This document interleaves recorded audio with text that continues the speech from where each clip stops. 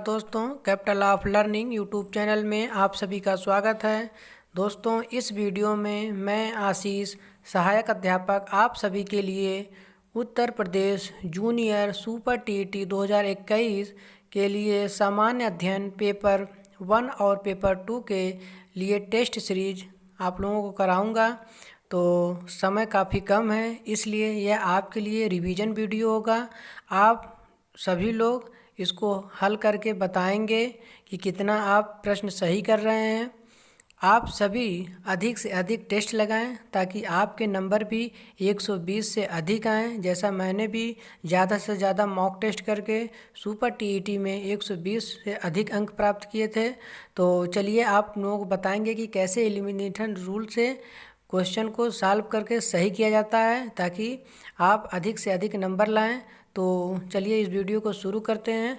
तो जिन मित्रों ने अभी तक इस चैनल को लाइक तथा शेयर नहीं किया है और जल्दी से उसको लाइक और शेयर कर दें, तथा जिन मित्रों ने अभी तक इस चैनल को सब्सक्राइब नहीं किया वो सब्सक्राइब कर लें ताकि ऐसे ही टेस्ट सीरीज उनको भी प्राप्त होती रहे। तो चलिए इस वीडियो को शुरू करते हैं। तो पहला क्वेश्चन आप लोगों के सामने है। देखिए, निम्नलिखित में से किस पदार्थ का उपयोग हड़प्पा काल की मुद्राओं के निर्माण में मुख्य रूप से किया गया था? तो आप लोगों के ये सामने 4 ऑप्शन है, आप बताएं इसमें से कौन सा सही है। सेल खड़ी का, कांसा का, तांबा का या फिर लोहे का? बताइए कौन सा सही हो जाएगा। तो आपका आंसर हो जाएगा इसमें सेल खड़ी का उपयोग किया गया था। तो ये आपका करेक्ट आंसर हो जाएगा। और कांसा जो कि तांबा और प्लस जस्ता से मिलकर बनाया जाता है, उस समय ये सिंधु घाटी सभ्यता के लोग इसका प्रयोग करते थे। और तांबा मानव द्वारा सर्वप्रथम खोजे जाने वाली वस्तु थी या उपयोग में जाने वाला जो धातु था वो तांबा था। और लोहे की अगर बात करते हैं तो ये लगभग 1000 ईसा पूर्व से इसकी खोज अतरंजी खेड़ा से माना जाता है। तो ये था कुछ जो इससे फैक्ट था उसमें बता रहा हूँ। तो आपका करेक्ट आंसर हो जाएगा सेल खड़ी। अगला देखते हैं। इसमें क्वेश्चन नंबर 2 है, हड़प्पा वार्षिक किस वस्तु के उत्पादन में सर्वप्रथम थे? मतलब हड़प्पा जो है किसकी उत्पादन सबसे ज़्यादा करते थे? मुद्रा का, जो मुद्राएं होती थी, कांसे के औजार का, या कपास का, या फिर जौ का? तो आप इसमें बताएंगे कि हड़प्पा सभ्यता लोग किसका उत्पादन सबसे ज़्यादा करते थे? तो आपका करेक्ट आंसर हो जाएगा कपास का उत्पादन सबसे ज़्यादा करते थे। जो कि सर्वप्रथम बोई जाने वाली फसल थी, इसके बारे में आप लोग याद कर लें। और मुद्राएं, जो शुरुआत की मुद्राएं थी वो उसको करसापण कहते थे। इसको आहत मुद्रा भी कहा जाता था, जो पंचमार्ग से बनाया जाता था।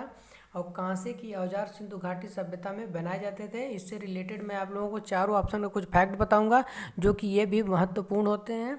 इसमें पढ़ने का एग्ज़ाम में अधिक से अधिक नंबर लाने का यही एक मूल मंत्र है कि 4 ऑप्शन दिए जाएं, उसके बारे में पहले आप लोग उसके बारे में सोचिए कि चारों ऑप्शन में कौन सही है तो उसको लगाइए। फिर 3 ऑप्शन जो बच रहे हैं उसके बारे में भी आप लोग लिंक बनाकर याद करेंगे। तो इससे एक ही क्वेश्चन में आपका 4, 5, 10 क्वेश्चन तैयार हो जाएगा लिंक के द्वारा। इसलिए आप कोई भी चीज़ पढ़िए तो उसको लिंक करते हुए चढ़िए। देखिए मैं बताता हूँ कि कैसे लिंक करना कितना आसान है। अगला क्वेश्चन देखते हैं। सूची 1 तथा सूची को सुमेलित कीजिए, ठीक, या सम्मिलित कीजिए दिया गया है। तो सूची 1 में है, ये स्थल दिया गया है हड़प्पा, मोहनजोदड़ो, लोथल और कालीबंगा। तो आप देखिए इसका उत्तर है रावी, जो नदी है उसको मिलाना है। रावी नदी, ब्यास नदी, भोगवा नदी और घग्गर नदी। तो आप बताइए कौन सा करेक्ट आंसर हो जाएगा। यहाँ पे ये आपका हड़प्पा है, मोहनजोदड़ो है, लोथल है और कालीबंगा है। तो आपका हो जाएगा हड़प्पा किस नदी के किनारे था? तो ये रावी नदी के किनारे आपका हड़प्पा हो जाएगा। और ब्यास नदी के किनारे आपका क्या हो जाएगा? यहाँ पे ब्यास नदी के किनारे, यहाँ पे सिंधु, यहाँ पे ब्यास नहीं है बल्कि क्या है, सिंधु नदी। सिंधु नदी के किनारे कौन था? मोहनजोदड़ो, ठीक। और भोगवा नदी के किनारे आपका लोथल हो जाएगा। और घग्गर नदी के किनारे आपका कालीबंगा, जो कि चूड़ियों के लिए प्रसिद्ध था, लिपस्टिक और चूड़ियों के लिए। भोगवा नदी के किनारे लोथल था, जो कि एक जहाजरानी, मतलब यहाँ पर जहाज का जो है बंदरगाह भी कहा जा सकता है यहाँ पर लोथल में। और ये सिंधु नदी के किनारे मोहनजोदड़ो था जिसको मृतकों का टीला कहा जाता है। इसकी खोज 1922 ईस्वी में राखल दास बनर्जी ने की थी। और हड़प्पा की खोज जो कि रावी नदी के तट पे है, इसकी खोज 1921 ईस्वी में पहली बार सर्वप्रथम बार हुई, इसलिए सिंधु घाटी को हड़प्पा सभ्यता भी कहा जाता है। इसकी खोज दयाराम साहनी ने की थी। तो ऐसे ही लिंक बना के देखिए आप, चारों ऑप्शन हम आपको बता दिए। अगला क्वेश्चन देखते हैं क्या था। तो आपका करेक्ट आंसर क्या हो जाएगा इसमें, आप बताएंगे ए करेक्ट आंसर हो जाएगा। अगला देखते हैं, सूची 1 तथा सूची को सुमेलित कीजिए। तो पहला क्या है, सिंधु सभ्यता की उत्तरी सीमा, सिंधु सभ्यता की दक्षिणी सीमा, सिंधु सभ्यता की पूर्वी सीमा और सिंधु सभ्यता की पश्चिमी सीमा। आपका देखेंगे तो उसमें क्या है कि मांडा जम्मू कश्मीर, दैमाबाद महाराष्ट्र और आलमगीर उत्तर प्रदेश और सुतका गेंडर या बलूचिस्तान में दिया है। तो ये आपका 4 ऑप्शन है, देख लीजिए आप इसमें से कौन सही हो जाएगा। तो इसमें दिया गया है कि सिंधु घाटी की सबसे उत्तरी सीमा अगर बताएंगे, ऐसे खींच लीजिए, ये सिंधु घाटी सभ्यता जो है त्रिभुजाकार था। तो ये इसमें मांडा जो कि जम्मू कश्मीर में पड़ता है, आलमगीर मेरठ के पास उत्तर प्रदेश में पड़ता है और दैमाबाद महाराष्ट्र में पड़ता है जो कि प्रवरा नदी के तट पर स्थित है। आलमगीर हिंडन नदी के तट पर है और ये चिनाव नदी के तट पे आपका मांडा हो जाएगा और दास्क नदी के तट पे सुतकंडेगढ़ हो जाएगा। और ये आपका जो है चतुर्भुजाकार से लेते हुए त्रिभुज के आकार का बना माना जाता है। तो ये आपका 4 जो है दिशाओं में फैला हुआ सिंधु घाटी सभ्यता थी। ऐसे लिंक बना के आप ग्राफ के द्वारा याद करेंगे तो चीज़ें बहुत आसानी से याद हो जाएंगी। अगला देखते हैं, तो आप इसमें बताएंगे कौन सा सही है। करेक्ट पहला आंसर सही हो जाएगा। अगला देखते हैं, आर्य शब्द का शाब्दिक अर्थ क्या है। या पहला है वीर या योद्धा, श्रेष्ठ या कुलीन, यज्ञकर्ता या पुरोहित या विद्वान। तो बताइए क्या हो जाएगा। करेक्ट आंसर आपका हो जाएगा श्रेष्ठ या कुलीन। आपका इसमें हो जाएगा श्रेष्ठ या कुलीन। आर्य जो है शब्द श्रेष्ठ या कुलीन हो जाता है। आर्य कहाँ पर आए थे, मैक्स मूलर के अनुसार यहाँ पर अगर मान लीजिए भारत है तो ये मध्य एशिया से चलकर भारत में आए थे। और जो बाल गंगाधर तिलक थे ये बताए थे ये रसिया जो कि आर्कटिक होम होता है यहाँ से आए थे। और स्वामी दयानंद सरस्वती ने बताया था कि ये तिब्बत से भारत में आए थे। लेकिन सर्वाधिक प्रचलित मतलब यही है कि मध्य एशिया से होते हुए भारत में आए थे आर्य। और आर्य की जो है इनकी जो व्यवस्था थी ग्रामीण न हो, शहरी न होकर ग्रामीण थी। और सिंधु घाटी की जो सभ्यता की वो चीज़ वो नगरी सभ्यता थी और आर्य की शहरी न होकर ग्रामीण सभ्यता थी। तो इसको आप लोग अच्छे तरीके से याद कर लीजिएगा। इनका मुख्य व्यवसाय पशुपालन था, बाद में ये कृषि करने लगे। तो ये कुछ फैक्ट था। अगला देखते हैं, भारत के राज्य चिन्ह में प्रयुक्त होने वाले शब्द सत्यमेव जयते की किस उपनिषद से लिया गया है। तो आप बताएंगे पहला मुंडक उपनिषद, दूसरा कंठोपनिषद, ईश उपनिषद और विधारण्यक उपनिषद। बताइए कौन सा। तो करेक्ट आंसर हो जाएगा आपका मुंडक उपनिषद। ये है उपनिषदों की संख्या कुल 108 होती है। और ये जो है उपनिषद का मतलब होता है उप मतलब समीप, और मतलब गुरु के समीप बैठकर जो ज्ञान अर्पण करता है उसको उपनिषद कहते हैं। ये जो सारनाथ स्थित अशोक का स्तंभ है उसी के नीचे लिखा गया है मुंडकोपनिषद में सत्यमेव जयते, यहीं से ये है आपका राजकीय चिन्ह भी लिया गया है। अगला देखते हैं कौन सा हो जाएगा। मुंडकोपनिषद में सत्यमेव जयते को उपनिषद में। और यहाँ भी एक क्वेश्चन आता है कि किसमें यज्ञ को टूटी नाव की संज्ञा दी गई है। तो वो उपनिषद में दी गई है कि यज्ञ को की तुलना टूटी नाव से की गई है। अगला देखते हैं, पुराणों की संख्या कितनी है बताइए। पुराणों की संख्या कितनी है, 18 है, 19 है, 20 है या 21 है। तो करेक्ट आंसर आपका 18 हो जाएगा। पुराणों की कुल संख्या 18 हो जाएगी। इसमें मत्स्य पुराण सबसे जो है प्राचीन है, मत्स्य पुराण। और अब बात करेंगे कि इसकी जो है कौन सी, तो लोमहर्षवा ऋषि थे और उनके उग्रवा ऋषि 2 लोग इसकी जो है खोज किए थे। तो किस देवता के लिए ऋग्वेद नहीं दोस्तों, ये ऋग्वेद हो जाएगा। ऐसे आपका लिखेंगे ऋग्वेद, ये आपका ऋग्वेद हो जाएगा। और पुरंदर शब्द का उपयोग किया गया है या प्रयोग किया गया है। तो आप देखिए इंद्र के लिए, अग्नि के लिए, वरुण के लिए या सोम के लिए। तो पुरंदर किसको कहते हैं? जो कि किला होता है उसको तोड़ने वाले को क्या कहते हैं? पुरंदर कहते हैं। तो इंद्र के लिए ये प्रयोग किया गया है। ऋग्वेद में पुरंदर शब्द का प्रयोग इंद्र देवता के लिए हुआ था। इंद्र को युद्ध का, हिमवर्षा का देवता भी माना जाता है। अगला देखिए, सूची 1 को सूची 2 से सम्मिलित कीजिए।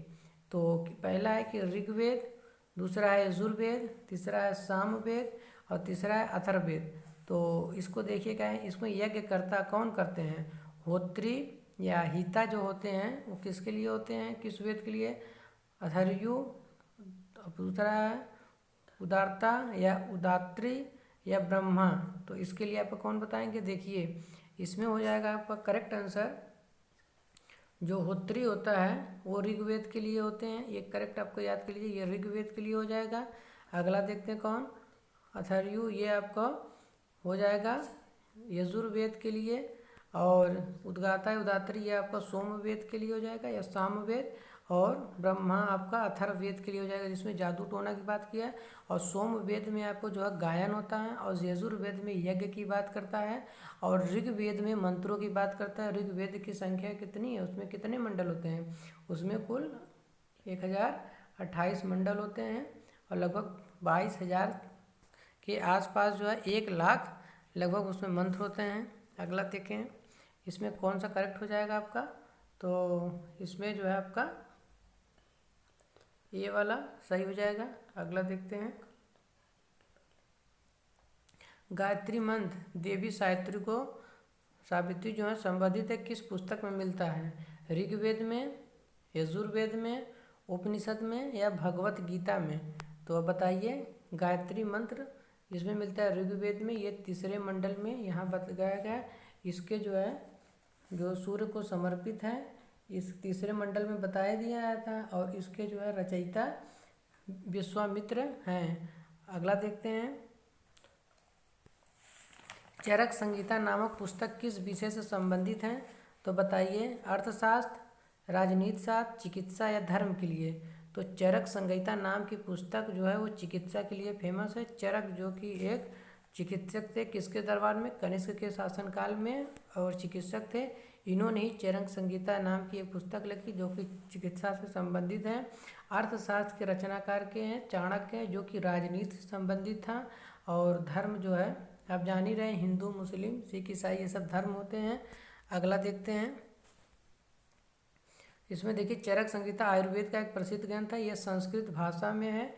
भारतीय चिकित्सा विज्ञान के 3 बड़े नाम हैं, कौन? चरक, सुश्रुत और वाग्भट। अगला देखते हैं, सिकंदर ने भारत पर कब आक्रमण किया था? बताएं। 326 ईसा पूर्व, 326 ईस्वी, 323 ईस्वी ईसा पूर्व या 323 ईस्वी? तो करेक्ट आंसर आपका हो जाए 326 ईसा पूर्व में सिकंदर, जो कि यूनान का शासक था और फारस होते हुए भारत में यहाँ पर सिंधु घाटी, जो सिंधु नदी है उसके तट पर पोरस के राज्य में भारत पर पहला आक्रमण किया था। और यहाँ पर पोरस को हराया था, जिसमें बेलग्राम या झेलम का युद्ध भी कहते हैं। और सिकंदर के गुरु थे अरस्तु, जिसको जीव विज्ञान और जैसे दर्शन शास्त्र और राजनीति शास्त्र का पिता भी कहा जाता है। और सिकंदर ने यहाँ लगभग 19 महीने भारत में रहा और बुकफेलौ तथा निकेया नाम का एक नगर भी बसाया था। और पूछा जाता है कि सिकंदर किस नदी से भारत पे लौट गया? तो व्यास नदी से होते हुए सिकंदर भारत पे लौटा था। उस समय भारत का जो उत्तर में राज्य था, उत्तर पश्चिम में, तो कौन सा वंश शासन कर रहा था? उस समय नंद वंश शासन कर रहा था, जिसका राजा धनानंद था। अगला देखते हैं, कौन सा हो जाएगा आपका? सूची 1 को सूची 2 से सुमेलित कीजिए। बिंबिसार है, कालाशोक है, महापद्म नंद है, और बिंदुसार है, ये था। और वंश से संबंधित है हर्यक वंश, शिशुनाग वंश, मौर्य वंश और नंद वंश। तो करेक्ट आंसर है आपका बिंबिसार जो है हर्यक वंश से संबंधित है, बिंबिसार हो जाएगा आपका। शिशुनाग जो है कालाशोक शिशुनाग वंश से संबंधित हो जाएगा। इसी के समय दूसरी बौद्ध संगति हुई थी 383 ईसा पूर्व में। और मौर्य वंश से संबंधित बिंदुसार हो जाएगा। और महापद्म नंद वंश से संबंधित है, जिसको एकराट भी कहते हैं। इसी ने कलिंग पर आक्रमण करके वहाँ से जिनसेन की प्रतिमा उठा लाया था। और पहली बार भारत में कलिंग जो होता है उसका साक्ष्य मिलता है कि कलिंग में इन्होंने नहर की खुदवाई थी। इसका साक्ष्य खारवेल के हाथी गुम्बा अभिलेख से हमें प्राप्त होता है। और जो बिंदुसार था ये अशोक जो महान थे उसके पिता थे और चंद्रगुप्त मौर्य के पुत्र थे। इनको अग्रमीज कहा जाता है और शत्रुओं को जो है अमित घात के नाम से भी जाना जाता है। तो करेक्ट आंसर आपका हो जाएगा पहला। अगला देखते हैं।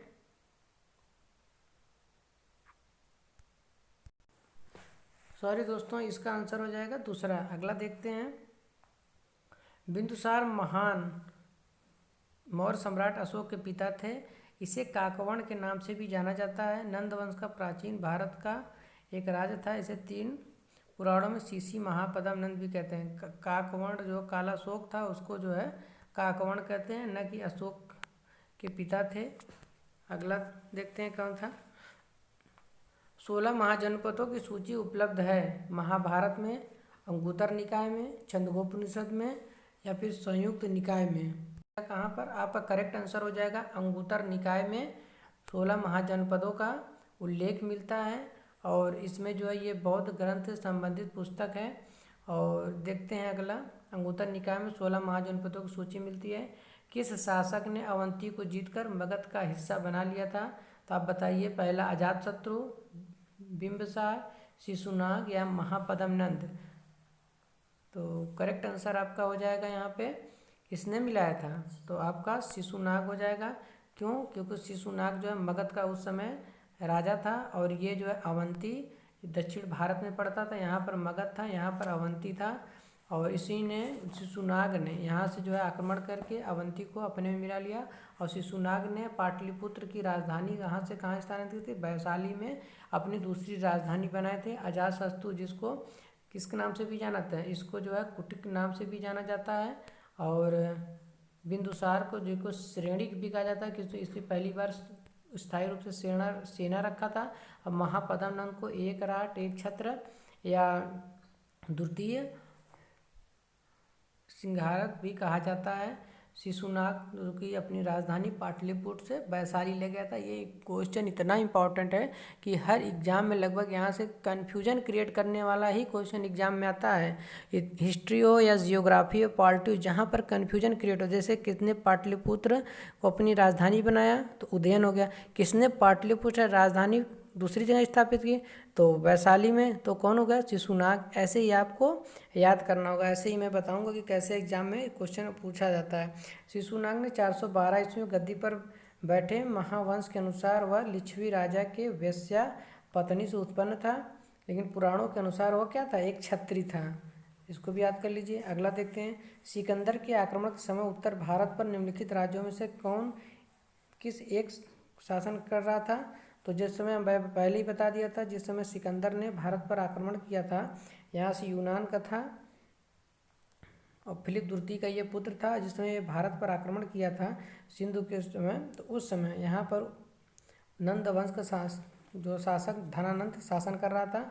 उसके बाद 323 ईस्वी में मौर्य वंश स्थापित हुआ। उसके बाद शुंग वंश, उसके बाद फिर कर्ण वंश भारत में स्थापित हुआ। अगला देखते हैं। सिकंदर के आक्रमण के समय उत्तर भारत पर नंद वंश का शासन था। नंद वंश का राजा धनानंद सिकंदर का समकालीन था। त्रिपिटक धर्म ग्रंथ है किससे संबंधित? बताइए। जैनों का, बुद्ध का, सिखों का या हिंदुओं का? तो आपका करेक्ट आंसर हो जाएगा त्रिपिटक।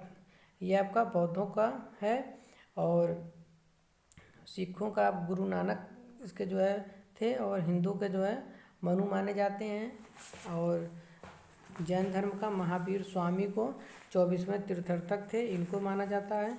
इसकी जो है पुस्तक त्रिरत्न है। अगला देखते हैं।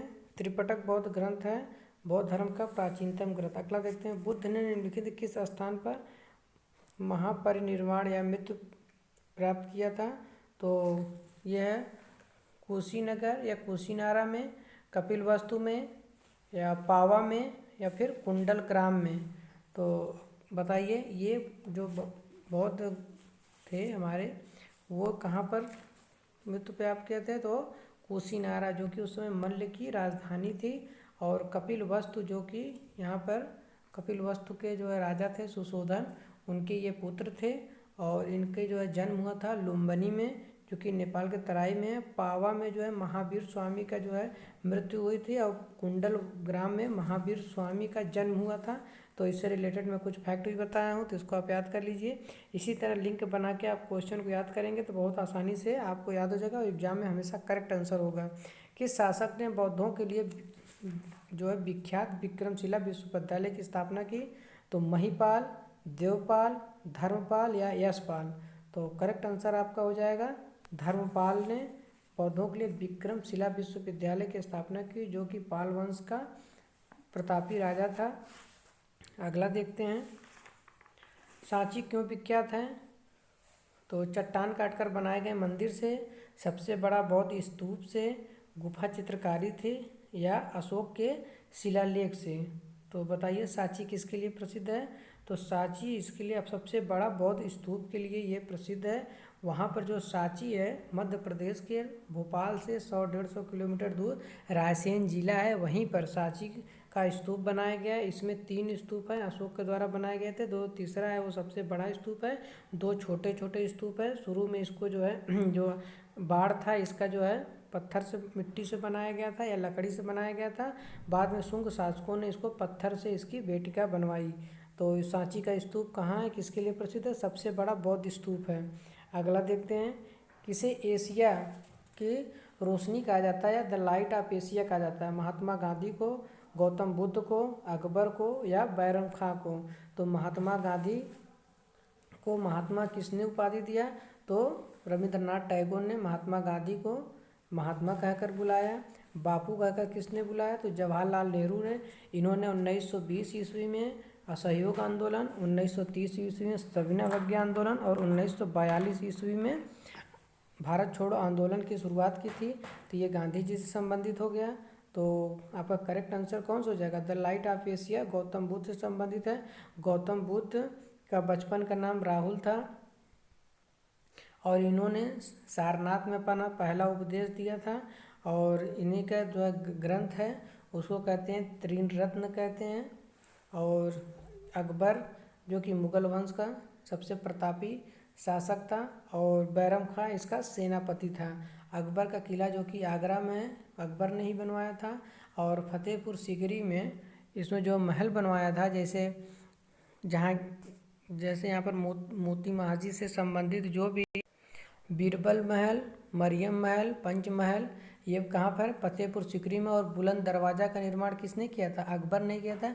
जजिया प्रथा जो थी उसमें कर लिया जाता था, वो भी अकबर ने समाप्त कर दिया था।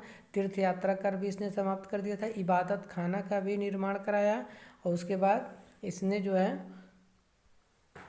दीन इलाही धर्म भी चलवाया था। अगला देखते हैं, दिलवाड़ा के जैन मंदिर का निर्माण किसने करवाया था? चोलों ने, चंदेलों ने, चालुक्य सोलंकियों ने, राष्ट्रकूलों ने? बताइए दिलवाड़ा के जैन मंदिर का निर्माण किसने कराया था? तो दिलवाड़ा के जैन मंदिर का निर्माण चालुक्य सोलंकियों ने करवाया था। यह पर चोलों ने बृहदेश्वर मंदिर का निर्माण करवाया था, जो कि तमिलनाडु में स्थित है। चंदेलों ने खजुराहो का मंदिर बनवाया था, जो कि मध्य प्रदेश में स्थित है। और चालुक्य सोलंकी तो बताई दिए, दिलवाड़ा का जैन मंदिर बनवाए थे। राष्ट्रकूलों ने एलोरा अजंता की गुफा, एलिफेंटा गुफा के निर्माण कराए थे। और इसी का एक शासक था कृष्ण द्वितीय थे, और इन्होंने कैलाश मंदिर का निर्माण कराया था। और अगला देखते हैं क्या है, नागार्जुन कौन थे? ये ग्रीक राजा थे, पैसुड़ो संत थे, जैन मठवासी थे, या बौद्ध दार्शनिक थे? तो जैन जो नागार्जुन थे वो एक बौद्ध दार्शनिक थे। ये कनिष्क के शासनकाल में रहते थे। इन्होंने शून्य का आविष्कार किया था। यही शून्य का जो है आइंस्टीन ने भी आविष्कार किया, जिसे स्पेशल थ्योरी ऑफ रिलेटिविटी के नाम से भी जाना जाता है। तो इनको जो है भारत का आइंस्टीन भी कहा जाता है। किसको? नागार्जुन को भारत का आइंस्टीन भी कहा जाता है। अगला, संविधान सभा का चुनाव निम्न से किस आधार पर हुआ था? जो संविधान सभा था उसका चुनाव किस आधार पर किया गया था? समान अधिकार द्वारा, सर्वमताधिकार द्वारा, या समिति मताधिकार द्वारा, या फिर जो है आपका वर्गीय मताधिकार? तो जो संविधान सभा का चुनाव किया गया था वो वर्गीय मतानुसार के साथ किया गया था। तो वर्गीय आपका करेक्ट आंसर सही हो जाएगा। अगला देखते हैं, विधानसभा का चुनाव वर्गीय मतदान के आधार पर हुआ था। संविधान सभा के सदस्य प्रतिनिधि थे जनता द्वारा प्रत्यक्ष रूप से निर्वाचित, जनता द्वारा अप्रत्यक्ष रूप से निर्वाचित, गवर्नर जनरल द्वारा मनोनीत या कांग्रेस और मुस्लिम लीग द्वारा नामांकित किए गए थे। तो करेक्ट आंसर बताइए। संविधान सभा के जो सदस्य प्रतिनिधि थे वो जनता द्वारा अप्रत्यक्ष रूप से चुने जाते थे, मतलब 10 लाख की जनता पर एक सदस्य का चुनाव होता था।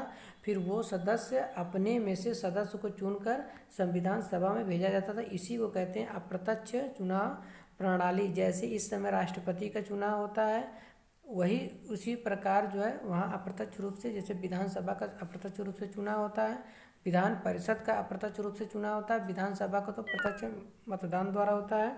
अगला देखते हैं। अगला आपका हो जाएगा आंसर, संविधान सभा के लिए चुनाव कब संपन्न हुए? तो 1945 में, 1946 में, 1947 में, 1948 में। तो आपका संविधान सभा का चुनाव कब हुआ था?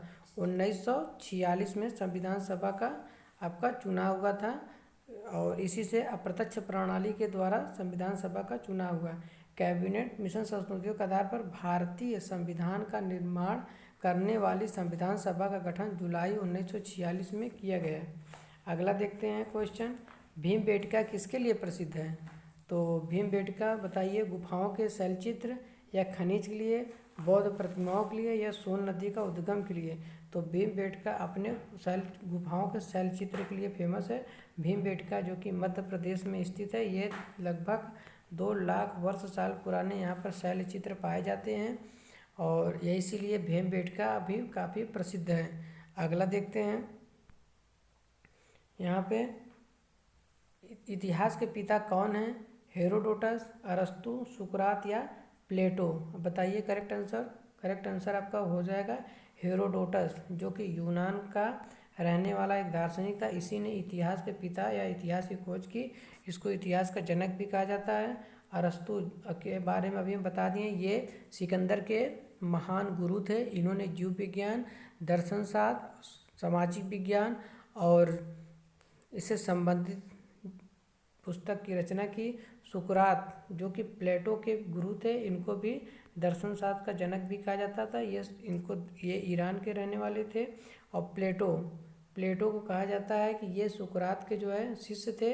इन्होंने राजनीतिक शास्त्र पर पहली बार पुस्तक लिखी थी, इसलिए राजनीतिक शास्त्र से संबंधित है प्लेटो। रिपब्लिक नाम की पुस्तक भी प्लेटो के द्वारा लिखी गई थी।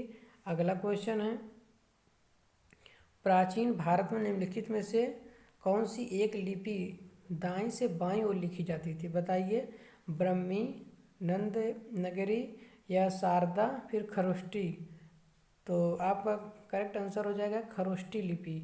जो ब्रह्मी लिपि हो जाती है वो कहाँ से? बाएं से दाएं लिखी जाती है, मतलब लेफ्ट से राइट की ओर। और जो खरोष्टी लिपि होती है वो राइट से लेफ्ट की ओर लिखी जाती है। इसी को उर्दू लिपि जो होती है खरोष्टी लिपि होती है। और हिंदी जो लिखते हैं हम बाएं से दाएं, वो हमारी कौन सी लिपि हो जाएगी? ब्रह्मी लिपि। अगला क्वेश्चन देखते हैं, मानव द्वारा सर्वप्रथम प्रयुक्त धातु था सोना, चांदी, तांबा, लोहा? अभी हम फैक्ट में आपको ऊपर ही बता दिए थे। मानव द्वारा सर्वप्रथम कौन सी धातु उपयोग किया गया था? तो वो तांबे का प्रयोग करके मानव ने पहले बार औजार का निर्माण कराया। इसीलिए मानव द्वारा सर्वप्रथम किस धातु का प्रयोग किया गया? तांबा आपका करेक्ट आंसर हो जाएगा। लोहा की खोज अतिरंजय खेड़ा से माना जाता है। सोना भी बहुत बाद का है और चांदी भी तांबा के बाद ही खोजा गया था। और तांबा का खोजे जाने की एक प्रयास है, क्योंकि जो है सिंधु घाटी जो सभ्यता थी वो किस समय थी? वो राजस्थान के आसपास के क्षेत्रों में थी और राजस्थान में तांबा का उत्पादन सबसे ज़्यादा होता है। इसलिए यहाँ पर तांबे की प्रचुर मात्रा के कारण पहला सर्वप्रथम उपयुक्त धातु क्या था? तांबा था। तो दोस्तों ये था कुछ महत्वपूर्ण क्वेश्चन जो कि आपके एग्ज़ाम के लिए बहुत ही फ़ायदेमंद होगा। आप देखिएगा, ऐसे ही आपकी टेस्ट सीरीज़ में लेकर आता रहूँगा। आपको ऐसे ही लिंक द्वारा करके एग्ज़ाम के लिए आपको तैयार कर दूँगा। जो आपका 18 अप्रैल को शिक्षक भर्ती जूनियर की होने वाली है, सुपर टीम, देखिएगा ऐसे ही प्रश्न वहाँ पर पूछे जाएंगे। उम्मीद है कि ये वीडियो आपका अच्छा लगा होगा। तो capital of learning YouTube channel को ऐसे ही लाइक तथा शेयर करते रहें तथा बेल आइकन पर भी प्रेस कर लें, ताकि हमारी वीडियो जो लेटेस्ट बनी वो आपके पास तुरंत पहुँचे। Thank you for watching this video.